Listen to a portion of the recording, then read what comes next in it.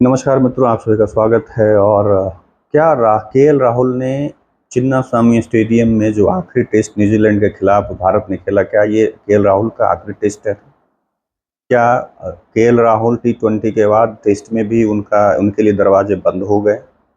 अब क्या वो आगे नहीं खेलेंगे? जिस तरीके से एक वीडियो वायरल हो रहा है, क्लिप वायरल हो रहा है, उस पर बहुत सारे वीडियो बन चुके हैं कि केएल राहुल ने अपना आखिरी टेस्ट खेल लिया है। जिस तरीके से वो जमीन को चूम रहे थे, जिस तरीके से वो उन्होंने जाकर कर करके पिच को, वहाँ के पिच को, ग्राउंड को, पिच को 22 गज की जो पट्टी है उसको जाकर के जिस तरीके से उन्होंने नमन किया, स्पर्श किया, उसे देखते हुए सचिन तेंदुलकर की याद आई कि जब वो आखिरी टेस्ट उन्होंने खेला था तो उसी तरीके से उन्होंने विदाई ली थी। वो पट्टी पिच पे जाकर करके वो छू कर करके, नमन कर करके उन्होंने विदाई ली थी। उसी तरह से केएल राहुल का एक वीडियो वायरल हुआ जिसके बाद से ये सवाल उठने लाजमी हैं और ये उठ भी रहे हैं। और केएल राहुल ने जो इसके बाद आकर करके जो बयान दिए, उनका जो एक वीडियो आया है उसके बाद से संभवतः ये शायद लगता है कि उनका आखिरी दौरा है, मतलब आखिरी जो है सीरीज है टेस्ट क्रिकेट का। क्यों? क्योंकि केएल राहुल ने कहा है, उनका जो अगर बयान को देखेंगे कि जिस तरीके से उन्होंने कहा कि जिस तरीके से मेरा अभी फॉर्म चल रहा है टेस्ट क्रिकेट में, तो इसमें मुझे नहीं पता कि मैं आगे खेल पाऊंगा या नहीं खेल पाऊंगा।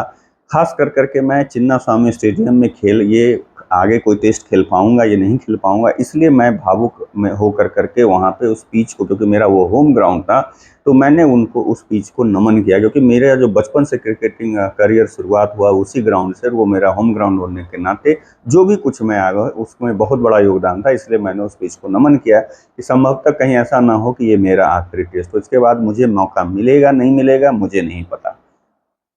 ये कहना है केएल राहुल का। उनको खुद भी अपने परफॉर्मेंस पे ये बात वो खुद कह रहे हैं कि जिस तरीके से मेरा फॉर्म चल रहा है, आगे पता नहीं मैं टेस्ट खेल पाऊंगा, भारत के लिए नहीं खेल पाऊंगा, मेरा चयन हो पाएगा या नहीं हो पाएगा।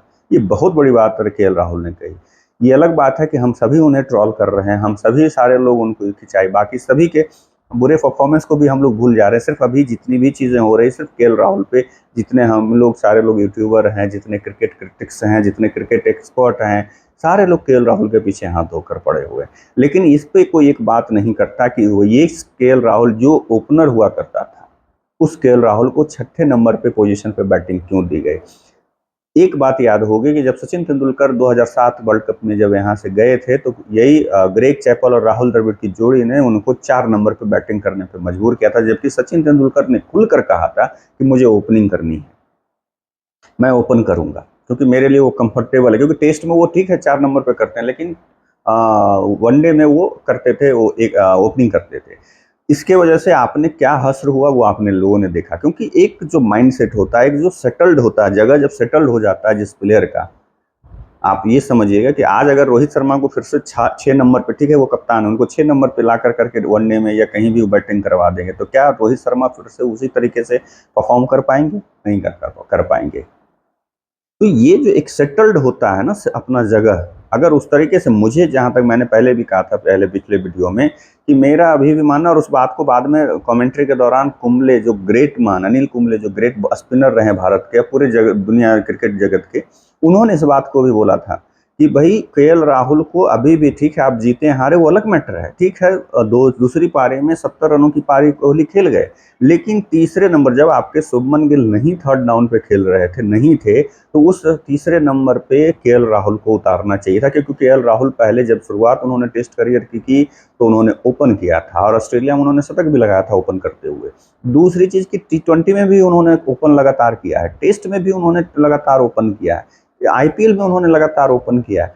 फिर क्यों छठे नंबर पे उन्हें भेजा गया, जब वो जगह पे एक बल्लेबाज, जो कि जब उनको, क्योंकि वो बल्लेबाज ऐसे हैं जो उनको थोड़ा सा समय लेकर के वो खेलने वाले, टुक टुक करके वाले प्लेयर हैं, लेकिन उनको लास्ट में ऐसे समय में भेजा जा रहा है जब उनके साथ टिलेंडर बैटिंग करेगा।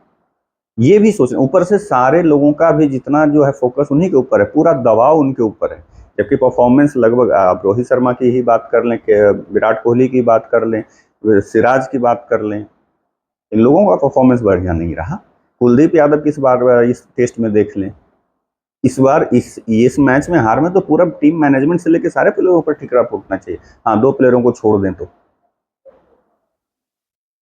तो ये चीज़ देखने वाली कि सिर्फ एक प्लेयर के पीछे हम लोग ज़रूर मने लग जाते हैं, लेकिन ये नहीं सोचते कि क्या उनके साथ क्यों ऐसा हो रहा है। अब जैसे अगर अश्विन की बात है, अब लोग कह रहे हैं कि ऐसा क्यों नहीं, इस पर सवाल नहीं होना चाहिए। क्यों नहीं सवाल नहीं होना चाहिए भाई?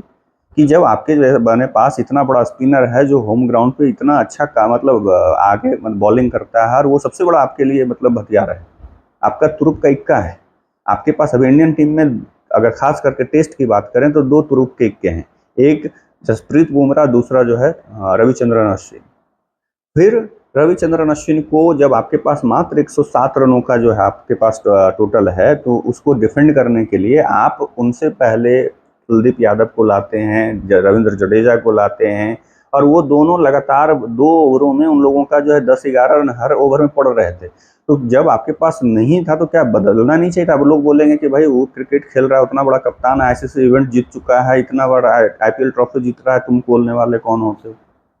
तुम्हें क्या समझ है? नहीं समझ। बाहर एक चीज तो ध्यान रखना होगा ना कि जो बाहर बैठा होता है उसको कमियां ज्यादा नजर आती है बनस्पत ग्राउंड में जो खेल रहा होता है उसको अपनी कमियां नजर नहीं आती। तो वहां पे ठीक है, कोचिंग स्टाफ क्या करे, तब ये सवाल भी उठने तो निर्णय हो गए तो हो गए।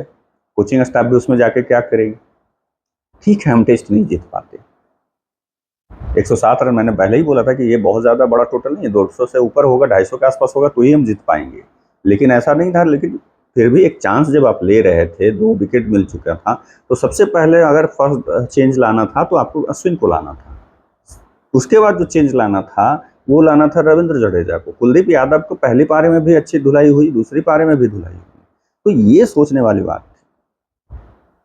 तो यहाँ पे उसी तरह से केएल राहुल को सिर्फ टारगेट करना, ये मुझे समझ में नहीं आया है। हम लोगों ने, मैंने खुद भी कुछ बोला, लेकिन ये नहीं कि हाँ मतलब मैं पूरी तरीके से, मैं अभी भी कहता हूँ कि उनको अगर आपके पास शुभमन गिल उपलब्ध नहीं है तो तीसरे नंबर पे केएल राहुल को खिलाना चाहिए। और अभी केएल राहुल के 30 साल उम्र है, 30-31 साल के आसपास, अभी उनके पास अभी लंबा करियर है। तो कल मुझे लगता है, संभवतः मेरा जहां तक मानना है कि जो ये WTC फाइनल होने वाला है 2025 का, इसके बाद रोहित शर्मा टेस्ट क्रिकेट नहीं खेलते हुए नजर आएंगे। तो आपके पास ठीक है, अभी अभिमन्यु ईश्वरन है, आपके पास और भी प्लेयर हैं, तो एक सीनियर प्लेयर की भी उनका आपने इसी तरह से सीनियर, जो अगर इस टेस्ट में, बंगलौर के टेस्ट में सीनियर कोई प्लेयर जैसा चेतेश्वर पुजारा जैसा, रहाणे जैसा प्लेयर खेल रहा होता तो ये टेस्ट बच सकता था। क्योंकि अभी जितने भी प्लेयर खेल रहे हैं वो सारे एग्रेसिव क्रिकेट खेलने वाले हैं, वो सारे एकदम T20 अंदाज में खेलने वाले प्लेयर हैं। ठीक है, आनंद आता है हम लोगों को देखने में, लेकिन बीच में 1-2 प्लेयर ऐसा होना चाहिए कि जब बारी आए तो वहां पे खूंटा गाड़ दे, और वो ऐसा प्लेयर अभी इंडियन टीम में नहीं है। ऐसा प्लेयर नहीं है। तो ये इस पर विचार करना चाहिए कि वो उसके लिए कम से कम केएल राहुल को तैयार, क्योंकि इनका नेचुरल गेम पहले वही था। बाद में अडॉप्ट किया इन्होंने T20 के वजह से और टेस्ट वनडे की वजह से, क्योंकि कंपटीशन ज्यादा था तो भाई ताबड़तोड़ खेलना था। ऐसे ही अगर देखा जाए तो ये उस तरह के बल्लेबाज नहीं है। इनका अगर पुराना रिकॉर्ड देखें जिसमें भारतीय टेस्ट टीम में इन्होंने पदार्पण किया, तो उससे पहले का इनका अगर घरेलू क्रिकेट के आंकड़े देखेंगे तो ये जो हैं वो टुक टुक करने वाले ही प्लेयर हैं, रुकने वाले हैं, खूंटा गाड़ के। इसलिए इनको बोला जाता है कि राहुल द्रविड़ के जैसा खेलने वाला प्लेयर। जब इनका चयन हुआ था तो राहुल द्रविड़ की बात इनके साथ की, राहुल राहुल भाई भाई उसी तरह का ये भी प्लेयर है, कर्नाटक से ही है, वो भी कर्नाटक से थे। तो ये सोचना चाहिए टीम मैनेजमेंट, क्योंकि वैसे लोगों को थोड़ा सा आप अपने हिसाब से, बाकी सब प्लेयरों को नंबर चाहिए भाई, जगह चाहिए, उसी हिसाब से इनको भी जगह मिलना चाहिए ना। क्यों एक ही आदमी, कभी आप उन्हें कीपिंग करवाते हैं, कभी आप उन्हें 5 नंबर खिलाते, कभी आप उन्हें 4 नंबर खिलाते, कभी उनको ओपन करवाते, कभी 6 नंबर, कभी 7 नंबर। 1 नंबर पे केएल राहुल कभी खेलता ही नहीं है। इसलिए इसको भी आप लोगों को, हम लोगों को देखना चाहिए कि क्यों है। आप एक सटल जगह इनको दें कि आपको यहीं पे खेलना, उसके हिसाब से अपने आपको तैयार कीजिए, तो माना जाएगा ना। मुझे लगता है कि ये पूरी सीरीज उन्हें मौका देना चाहिए। अगर वो साबित करते तो ठीक, नहीं तो फिर नहीं। और नहीं, मैं तो ये भी कहता हूँ कि उनको ऊपर खिलाना चाहिए। उनके साथ ऐसा एक चाहिए कि उनको अभी कॉन्फिडेंस की जरूरत है। अब इसमें क्या बताऊं कि अभी जैसे अगर देखा जाए, बहुत सारे ऐसे क्रिकेटर ऐसे, तो अभी एक और अच्छी बात अभी फिलहाल हुई है कि वाशिंगटन सुंदर, मैंने बार बार कहा कि वाशिंगटन सुंदर का जो है चयन होना चाहिए, क्योंकि ऑस्ट्रेलिया में जो टेस्ट सीरीज 2018 में भारतीय टीम ने जीती थी, उसमें वाशिंगटन सुंदर, शार्दुल ठाकुर, रविचंद्रन अश्विन, ऋषभ पंत, इन सबों का बहुत बड़ा योगदान। चेतेश्वर पुजारा, याद होगा ना कि शरीर पर कितने गेंदें खाई थी वो।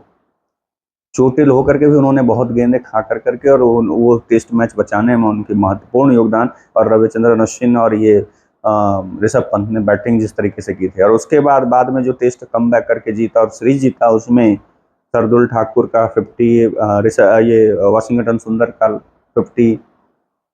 तो ये मुझे लग रहा था कि वाशिंगटन सुंदर को सिर्फ T20 प्लेयर नहीं बना के रखना चाहिए, क्योंकि अभी उम्र उनके साथ है। अक्षर पटेल ऑलरेडी जो हैं वो 30 के हो चुके हैं, लेकिन अभी इनकी उम्र कम है। तो एज ए ऑलराउंडर इनको रविंद्र जडेजा के जगह पे इनको ट्राई करते रहना चाहिए और ये लगातार इनको खिलाना चाहिए, बैकअप लेकर के चलना चाहिए। तो एक ये चीज़ अच्छी हुई है कि उनकी वापसी हुई है टीम में। अब देखिए कि अब आगे 2 टेस्ट बचा हुआ है, क्या होता है। लेकिन आप लोगों को क्या लगता है कि केएल राहुल को टीम में रखना चाहिए या बाहर होना चाहिए? कमेंट करके ज़रूर बताइएगा। तब तक के लिए आप लोगों से विदा लेता हूँ, दूसरे वीडियो में मिलूँगा। नमस्कार।